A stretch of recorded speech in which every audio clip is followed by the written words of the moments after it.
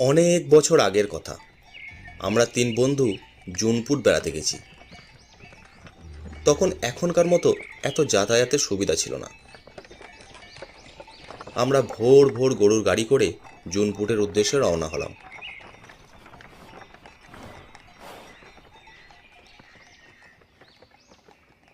জঙ্গলময় একটি গ্রাম জুনপুট। দুপুরের একটু আগেই আমরা পৌঁছে গেলাম।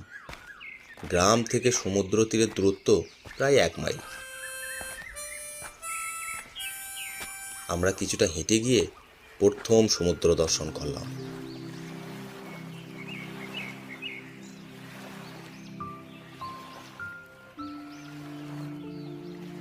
আমি বললাম, উফ, কি অপরূপ দৃশ্য!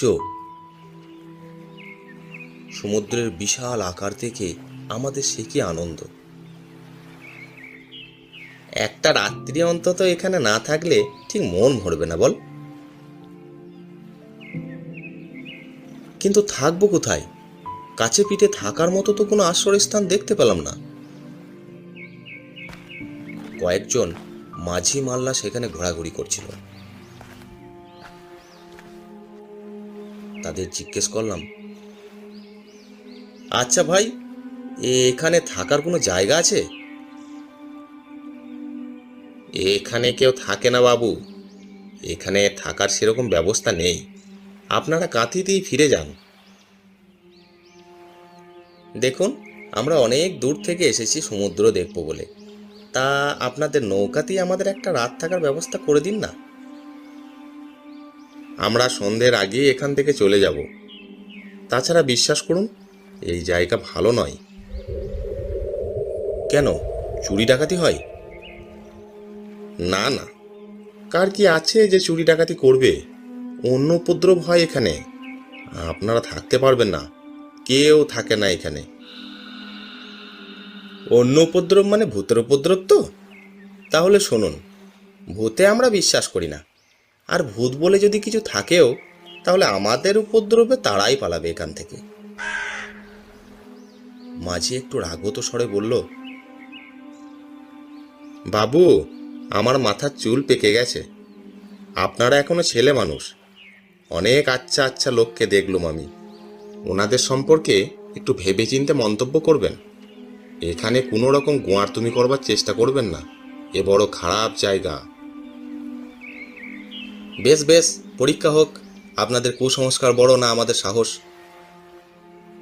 যা ইচ্ছে করুন, এখানকার ব্যাপারে জানি বলেই সাবধান করে দিলাম আপনাদের। আর একটু পরই পাড়ি দেব আমরা সাগর দ্বীপে। কেউ থাকবো না এখানে, তখন মরবেন। সাগরদ্বীপ এখান থেকে কত দূর? তা দূর আছে বই কি, বরং আপনারা আমাদের গ্রামে চলুন। তাই কি পারি? এই ঝাউবনে আজ রাত্রে ভূতের সঙ্গে ড্যান্স না করে কি করে যাই বলুন?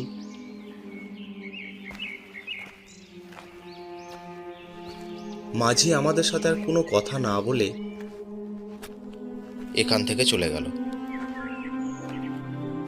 আমরা তখন নিজেদের মনের আনন্দে সমুদ্র সৈকতে ঝিনুক কুড়তে কুড়তে এগিয়ে চললাম।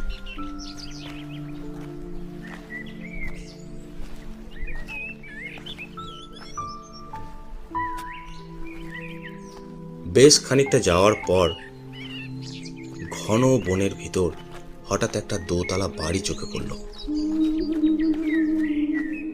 দেখে মনে হলো বাড়িটা বহু পুরনো। আমি বিমানকে বললাম, ওই দেখ। তাই তো রে, বাড়ি এখানে কোত্থেকে এলো? এগিয়ে চল তো দেখি, যদি এখানে কোথাও একটু থাকবার ব্যবস্থা ম্যানেজ করতে পারি। এমন সময় আমাদের পিছন থেকে কে যেন বলে উঠল, ওটা ভূতের বাড়ি। আমরা পিছন ফিরে দেখলাম 12-13 বছরের একটি ছেলে সেখানে দাঁড়িয়ে আছে। কুচকুচে কালো গায়ের রং, পরনে হাফ প্যান্ট। তুমি কে বাবা? ঝাউবনের কেলে মানিক? তুমি নিজেই একটা ভূত নও তো? আমার নাম